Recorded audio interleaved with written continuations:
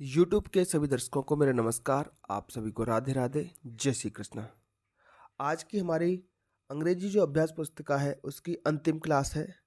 अंतिम क्लास मतलब सप्ताह 30, सप्ताह 10, 20 और 30 पर आप सभी बच्चों का एक आकलन होता है। तो ये आपका अंतिम आकलन है, साल के अंत में होता है जो, ठीक है। तो चलिए शुरुआत करते हैं। इसके बाद पीछे जो आप अभ्यास कर चुके हो उनका सिर्फ और सिर्फ रिवीजन रह जाएगा। इस आवधिक आकलन को जब आपके शिक्षक कहें कक्षा में तब आपको सॉल्व करना है। मौखिक है, रीड द फॉलोइंग वर्ड्स। आपके शिक्षक इन दिए हुए शब्दों में से कोई से भी एनी 4 शब्दों को आपको पढ़ने को कहेंगे। तो इसको आप पढ़ेंगे बुक, बुक मतलब किताब। ये लिखा है प्ले, प्ले मतलब खेलना। दिस मतलब यह। TALL टॉल, टॉल मतलब लंबा। फ्लावर्स, फ्लावर्स मतलब फूल। लाफ, LAUGH, लाफ मतलब हंसना। TALK टॉक, टॉक मतलब बात करना। कृपया कर बच्चों इसको टॉल्क ना पढ़ें। KNOW नो, नो मतलब जानना। JUMP जंप, जंप मतलब कूदना। इसके बाद अगला शब्द है शाइनिंग, SHINING, शाइनिंग। शाइनिंग मतलब चमक रहा है। The sun is shining. Question number 2, read the following sentences any 3। कोई से भी 3 वाक्य आपको पढ़ने हैं। पहला वाक्य पढ़ते हैं, दिस इज माई बैग, यह मेरा थैला है। वाक्य नंबर 2, सोना, सोना कैन राइट अ लेटर, सोना एक पत्र लिख सकती है। तीसरा वाक्य पढ़ते हैं, the sun rises in the east, the sun rises in the east, सूर्य पूर्व में उगता है। वाक्य number 4, the postman brings letters, the postman brings letters. आपको ये हिंदी नहीं लिखनी है प्यारे बच्चों, ये तो मैंने आपको समझाने के लिए कि इस वाक्य को किस तरीके से पढ़ा जाएगा इसलिए मैंने हिंदी लिखी है। आपको सिर्फ और सिर्फ शिक्षक के सामने कोई से भी 3 वाक्य पढ़ने हैं जो शिक्षक पूछे। अगला है वाक्य नंबर 4, द पोस्टमैन, ये वाला हो गया है। वाक्य नंबर 5, वेयर डू यू लिव, आप कहाँ रहते हो। वेयर का मतलब होता है कहाँ। 6वें नंबर का वाक्य है, what is your name, what is your name, आपका नाम क्या है। Question number 3, read the poem, read the poem, ये कविता आपको रीड करनी है मतलब पढ़नी है। हियर कम्स द पोस्टमैन, देखो पोस्टमैन आया, पोस्टमैन मतलब डाकिया। विथ अ लेटर और 2, एक या 2 पत्रों के साथ। TW2 मतलब 2। फॉर मी एंड यू, मेरे लिए और तुम्हारे लिए। ये 3 लाइन की पोएम है छोटी सी, वो आपको पढ़नी थी। इसके बाद क्वेश्चन नंबर 4 है, read the following sentences using the correct preposition from the box. अब आपको ये वाक्य पढ़ने हैं और इनका प्रयोग करते हुए इन या ऑन का, किस में इन लगेगी किस में ऑन लगेगी, उसको जोड़ करके पूरा वाक्य पढ़िए। The cat sat on the mat, on इसमें लगा करके फिर इसको पढ़ेंगे। The cat sat on the mat, ऐसे। The cat sat on the mat, ठीक है प्यारे बच्चों, ऑन द मैट। कितना आसान है पढ़ना इस तरीके से। इसी तरीके से वाक्य number 2, the moon is in the sky, the moon is in the sky. इस तरीके से आपको वाक्य प्रीपोजिशन लगा करके पढ़ना है।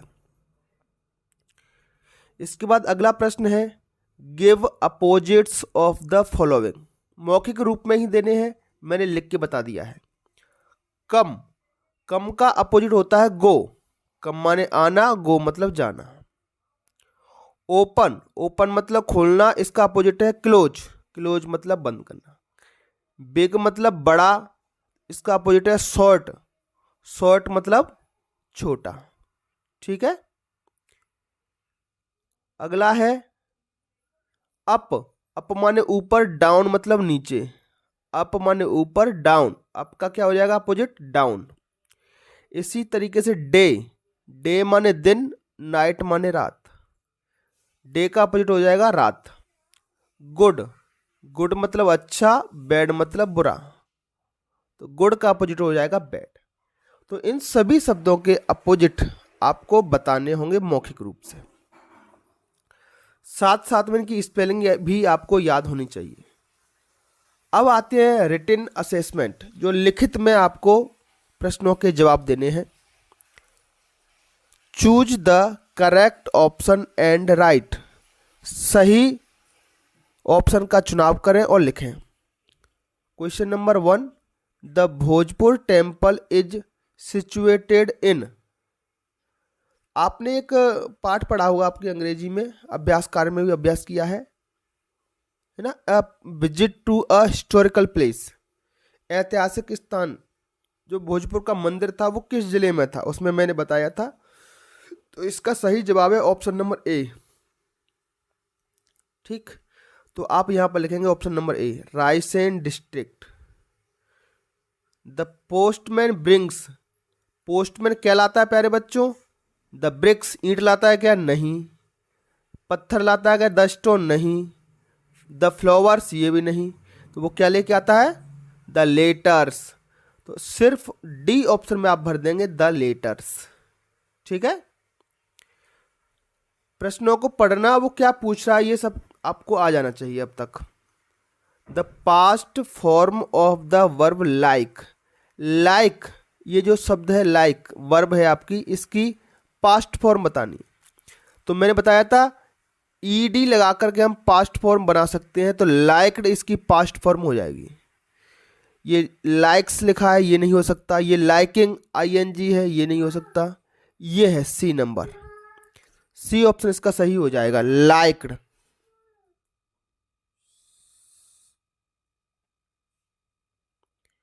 समझ में आ गया। चलिए क्वेश्चन नंबर 4 की तरफ बढ़ते हैं। The rhyming word for hall, hall last में ए डबल एल आ रहा है, तो इसकी जो राइमिंग मिलेगी उसमें भी लास्ट में ए डबल एल आना चाहिए। तो ये लिखा है हेल, ये नहीं हो सकता, हेल माने नर्क। ये होल लिखा है, होल माने छेद या गड्ढा, नहीं हो सकता। ये हिल लिखा है, हिल मतलब पहाड़ी, ये भी नहीं हो सकता।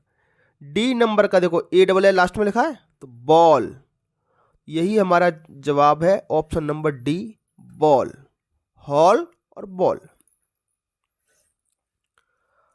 अगले क्वेश्चन की तरफ बढ़ते हैं। Fill in the blanks with suitable words, खाली स्थान भरने हैं आपको। Question number 5, the princess lived in a big, princess कहाँ रहती थी, प्रिंसेस कहाँ रहती थी बताओ जरा। Princess lived in a big place या पैलेस, दो ऑप्शन है। तो प्लेस का मतलब होता है जगह, अगर आपको प्रिंसेस की कहानी याद है तो वो बड़े महल में रहती थी, पैलेस मतलब महल। ठीक है, तो इसका जवाब सही हो जाएगा पैलेस, ये वाला, ये यहां पर आप भर देंगे PALACE, पैलेस, पैलेस मतलब महल। ठीक है प्यारे बच्चों। क्वेश्चन नंबर 6 देखते हैं इसका। A big green fell into a deep hole, big green कौन सी चीज होल में गिरी थी, ये आपका ही पार्ट का क्वेश्चन है। बिग ग्रीन कौन होल में गिरी थी, वो खरगोश था या मेंढक। हियर मतलब खरगोश, तो वो प्यारे बच्चों मेंढक था। अ बिग ग्रीन फ्रॉग, तो इसमें आप क्या भर दोगे, फ्रॉग। ठीक है, फ्रॉग मतलब मेंढक। अगला क्वेश्चन, पलक लिव्स, इसमें भर देंगे इन। बेटा बड़े शहरों के लिए हम इनका प्रयोग करते हैं और छोटी जगहों के लिए एट का प्रयोग करते हैं। ऑन का प्रयोग तो किसी भी कंडीशन में नहीं होगा। भोपाल के ऊपर रहता है क्या, नहीं, भोपाल में रहता है, तो इनका प्रयोग होगा। Question number 8, the opposite of happy, happy माने खुश, तो सैड, सैड SAD सैड इसका अपोजिट हो जाएगा उदास।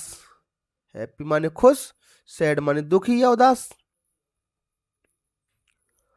अगला क्वेश्चन पे आते हैं, answer the following questions in one word और सेंटेंस, एक शब्द में जवाब दीजिए या एक पूरे वाक्य में। Where did the little princess go one day, तो बेटा डिड वाले प्रश्नों के जो जवाब होते हैं वो वर्ब की सेकंड फॉर्म लगा के दिए जाते हैं। जैसे गो ये वर्ब है, तो जब जवाब इसका लिखेंगे आप सेकंड फॉर्म में जवाब देंगे, तो गो की सेकंड फॉर्म वेंट। यहां से लिखें द लिटिल प्रिंसेस, ये लिख दिया subject the little princess, go की वेंट कर दी हमने, went to a forest one day, कहाँ गई थी वो, एक जंगल गई थी। और इतना ना लिख पाए तो लिख दें ए फॉरेस्ट, ए फॉरेस्ट, एक शब्द में भी इसका जवाब दे सकते हैं इस तरीके से। सिर्फ इतना भी जवाब लिख दें तो भी सही माना जाएगा। कहानी आपको याद होनी चाहिए। Who treats the patients, patients का मतलब होता है मरीज, मरीजों का इलाज कौन करता है, तो हु की जगह लिख देंगे ए डॉक्टर, ट्रीट्स वैसा का वैसा ही लिखा है, ए डॉक्टर ट्रीट्स द पेशेंट। और ज्यादा ना लिख पाए तो केवल इतना लिख दें ए डॉक्टर, एक ही शब्द में आंसर हो जाएगा A doctor. Question number 11, where was the tree in the poem, poem में ट्री कहाँ था, ठीक है, इन द फॉरेस्ट, बस इतना जवाब लिख दें, in the forest, the tree was in the forest, इतना लिख दें, वो भी सही है। पूरा वाक्य लिख दें तो और ज्यादा सही है, लगेगा कि आपको वाक्य बनाना भी आता है। Answer the following questions in one और टू सेंटेंस, हाँ इधर आपको सेंटेंस लिखने पड़ेंगे। इसमें देखो फिर से डिड वाला प्रश्न आया है, तो डिड वाले प्रश्न में हम ये जो वर्ब है जिसमें मैंने सर्कल किया है इसकी V2 लिखेंगे। तो टेल की V2 होती है टोल्ड। सबसे पहले सब्जेक्ट लिखें the priest, the priest, V2 लिखें, टोल्ड लिख दिया, अस दैट, पुजारी ने हमसे कहा कि, दैट माने के, the temple was built by Raja Bhoj, जो मंदिर है वो राजा भोज के द्वारा बनवाया गया था। वाज बुल्ट, वाज माने था, was built by Raja Bhoj. Question number 13, why did the hare run off, जो खरगोश था वो क्यों भागा ना, वो सीढ़ी लेने के लिए भागा था, है ना। The hare run off to take a ladder, to take a ladder, ladder माने सीढ़ी, क्योंकि वो मेंढक गड्ढे में गिर गया था। इसके बाद लुक एट द पिक्चर, ये पिक्चर देखना है और 5 वाक्य लिखने हैं। तो there is a boy on the tree, पहला वाक्य लिख दो कि एक पेड़ के ऊपर एक बच्चा है। अ बॉय इज स्लीपिंग, एक लड़का सो रहा है, ये दूसरा वाक्य। अ बॉय इज फिशिंग, एक लड़का मछली पकड़ रहा है, ये। अ boy is sitting on the turtle, ये कछुए के ऊपर बैठा, ये कछुआ बना हुआ है, ये कछुआ दिख रहा है आपको, ठीक। A boy is sitting on the turtle. There is a river, यहाँ एक नदी है। तो इस तरीके से आप वाक्य बना सकते हैं, ठीक है प्यारे बच्चों। तो there is, there are, the boy is, इस प्रकार से। क्वेश्चन नंबर लास्ट है आपका, you are Meena going to the ground play, ground में जा रहे हो खेलने के लिए। Write a short note to your mother, अपनी मदर को एक शॉर्ट नोट लिखना है। Pick you up from the playground, कि वो आपको प्लेग्राउंड से लेकर के आ जाए। तो मदर को लिखे सबसे पहले माँ, फिर लिखे Meenu going to play ground, तो लिखे I am going to play cricket. Please pick me from play ground in evening, शाम को मुझे पिक कर लें। तो योर सन, तो योर सन ना लिखें यहाँ पर, योर डॉटर लिखें, क्योंकि मीना है और आरव आपको अपना नाम लिखना है, आपको लिखना है मीना का नाम, ठीक है। तो यहाँ लिखें your daughter Meena, daughter DAUGHTER, daughter, ठीक है। योर डॉटर मीना, समझ में आ गया प्यारे बच्चों। चलो फिर से लिख देता हूं मैं, योर डॉटर DAUGHTER,